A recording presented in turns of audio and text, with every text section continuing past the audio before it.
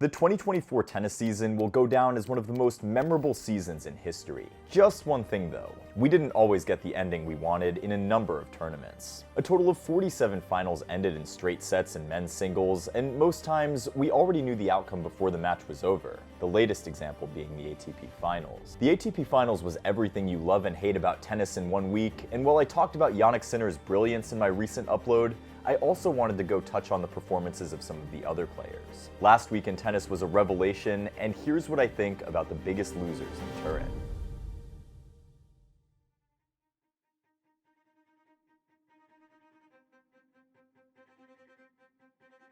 We all knew of Rublev's form coming into the ATP Finals. He was on the wrong end of a lot of upsets post-US Open, losing to Bu in Beijing, Menchik in Shanghai, Wawrinka in Stockholm, Shelton in Basel, and Cerundolo in Paris. Thanks to Novak's withdrawal, Rublev's qualification became straightforward. Lorenzo Sonego was pissed though because Rublev had beaten him in Metz before withdrawing from the next match. Rublev explained that anyone would have done what he did in Metz because of the peculiarity of the situation, and really, you have to agree with Rublev on that one. He needed to stay fresh for the ATP Finals. Speaking of staying fresh for tournaments, SuckerPunch is the hydration product you need if you're serious about your fitness on or off the court. You've heard me say this before. This stuff works. I've been using the hydration shooters during my on-court sessions, and I've never felt better during or after my workouts. Check the link in the description for more info on SuckerPunch, and if you've tried it already, let me know how it's working for you.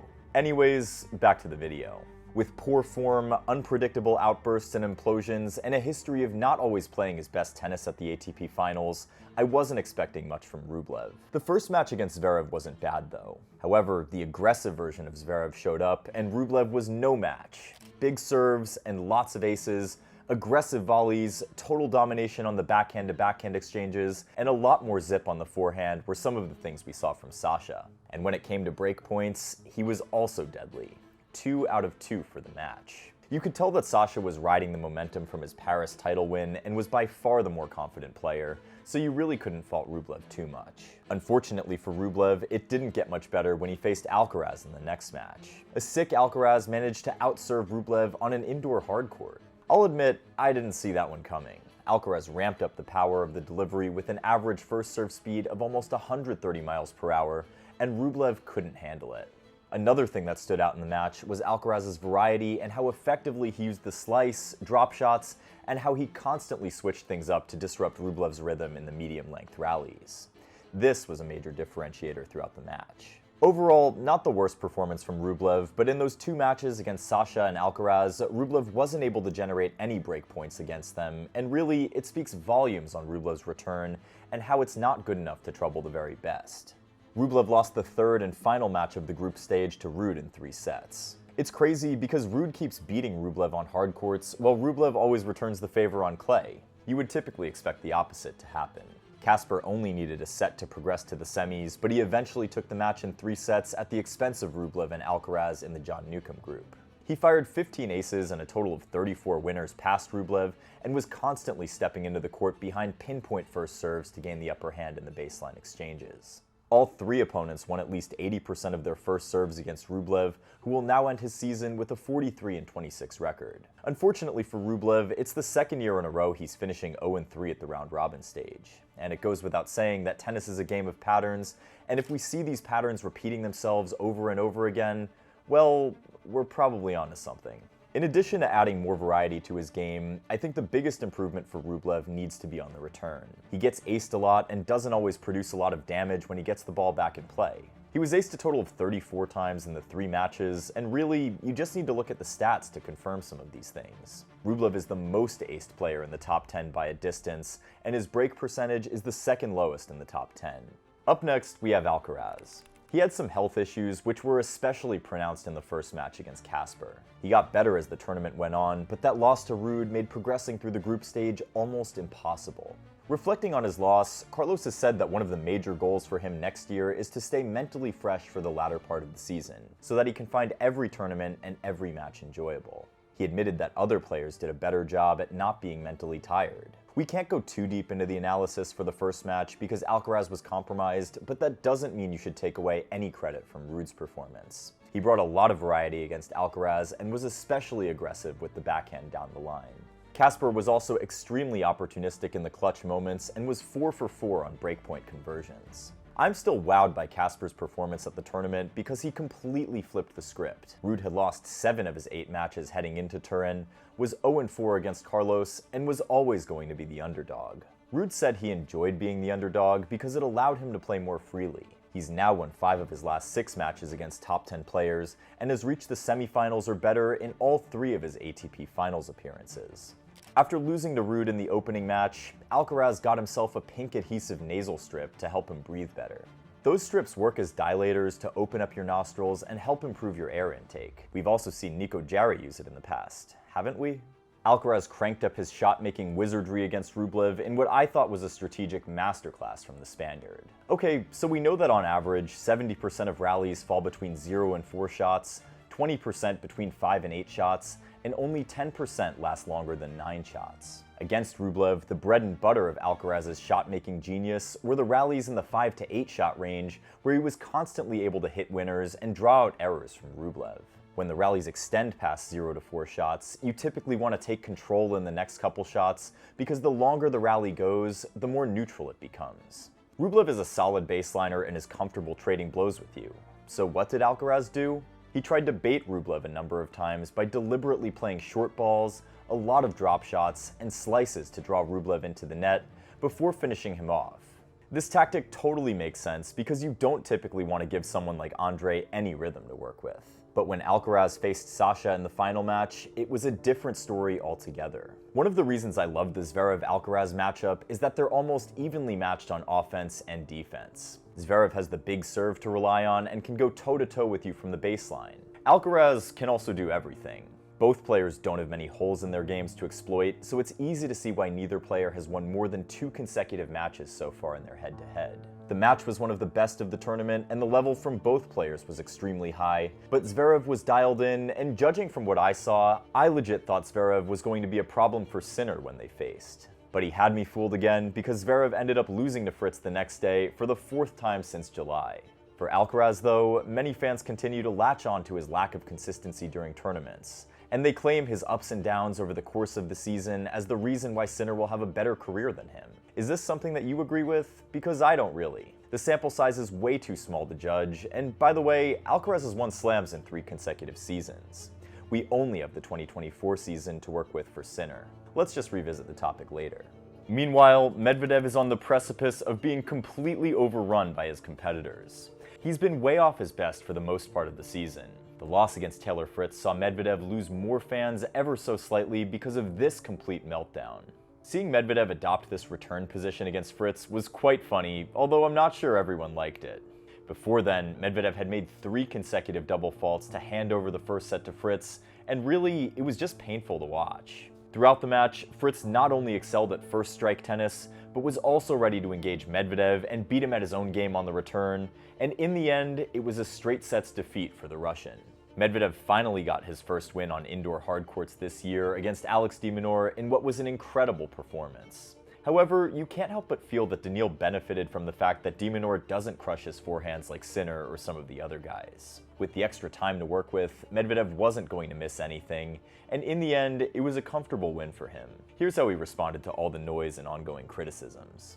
And so just, don't care, your boss is screaming at you, just block the noise, say, I don't care. By the time Medvedev faced Sinner in the final round, we all knew how the match was going to end. I already did an analysis of Sinner's performance in my last video, so I'm not going to cover it again. But to sum it all up, Medvedev's return didn't trouble Sinner one bit, and to top it all off, Sinner was having way too much fun drawing out errors from Medvedev.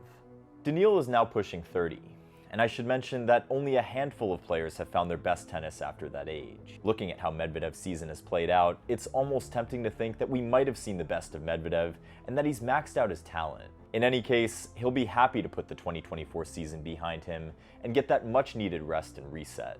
Medvedev has looked at his 2024 season with a lot of perspective, despite finishing the year without a trophy for the first time since 2017.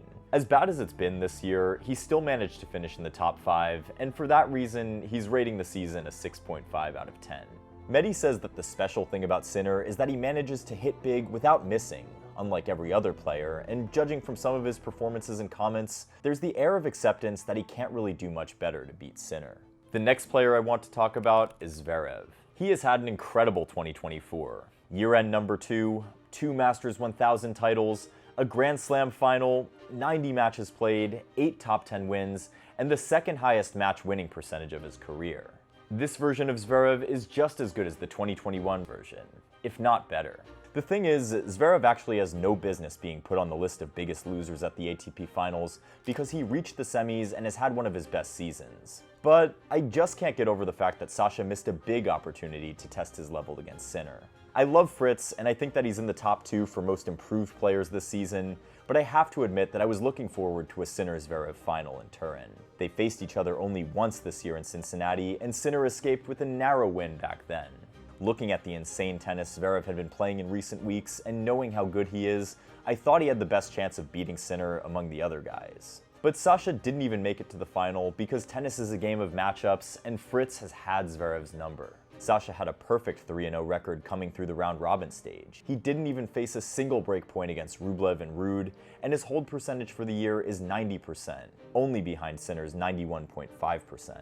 Sasha has served bombs throughout the season, and the double faults are also at an all-time low. We saw Zverev practicing immediately after matches because he wanted to get to the level of Sinner and Alcaraz, but yet again, and for the 4th time in 4 months, he failed to solve the Taylor-Fritz puzzle. The semifinal was a tight 3-set battle, and it came down to only a few points, but you could see Zverev falling short in the crucial moments. He didn't take his chances in the 3rd set, played a below-average tiebreak, and just couldn't tip the scales in his favor. But rather than talking about how Sasha always plays too cautiously in the all-important points, let's also remember that Fritz took the game to him. Taylor was comfortable on the backhand-to-backhand exchanges, and his forehand also has a lot of venom, not to mention the fact that he was mentally locked in on every point. So it goes both ways. I'm saying this because fans are sometimes guilty of underrating Fritz, at least in my opinion. The 5th and final player on the list is Alex de Minaur. We all knew it was going to be difficult for him once he made it to the ATP Finals. He was dealt a tough hand and lost all 3 matches. Now imagine doing all you can to get to a party. You make a shopping list, get the costume, and do everything possible to get prepared for the party, only to end up getting kicked out just because you didn't have the correct ID. It was a rough initiation for de Minaur in his first appearance, and he almost seemed out of place. In fact, a couple of fans thought that Dimitrov would have probably been a more interesting opponent. But in the end though, you have to give credit to de Minaur for sticking it out after dealing with that hip injury, and for the incredible year he's had. I also thought the fans were some of the biggest losers at the ATP Finals. No doubt, Novak pulling out took some excitement away, but the tournament was mid at times. Not necessarily due to quality, but just because of the predictability. There were straightforward wins for the most part. In fact, only 2 matches went the distance. There were hardly any upsets, only 1 or 2. It was probably one of the most straightforward ATP Finals, which isn't what I was thinking about when I made this video. Safe to say that casual fans would have been expecting some of the matches to be a lot closer than they were. That's about it for the ATP Finals. A couple of folks had issues with the way video review was used to overturn a call in the match between Zverev and Taylor-Fritz.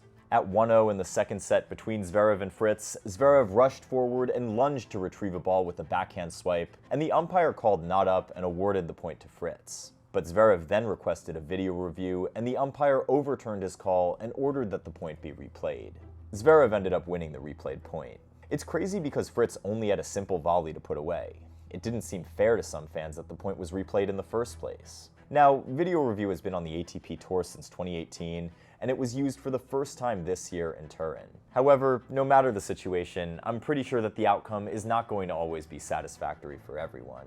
Just the other day, we heard that Nick Kyrgios will be making his return to professional tennis in Brisbane next year. He had been sidelined with wrist and knee injuries, both of which he had surgery for. Nick is now ready to make his return in front of his home crowd next month for the tournament held from December 29th to January 5th, 2025. Can't deny the fact that I'm excited to see him play tennis once again.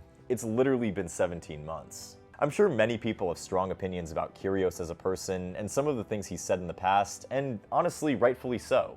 But do you want to see Kyrgios play tennis once again? I bet you know the answer. Shut the f*** up, man.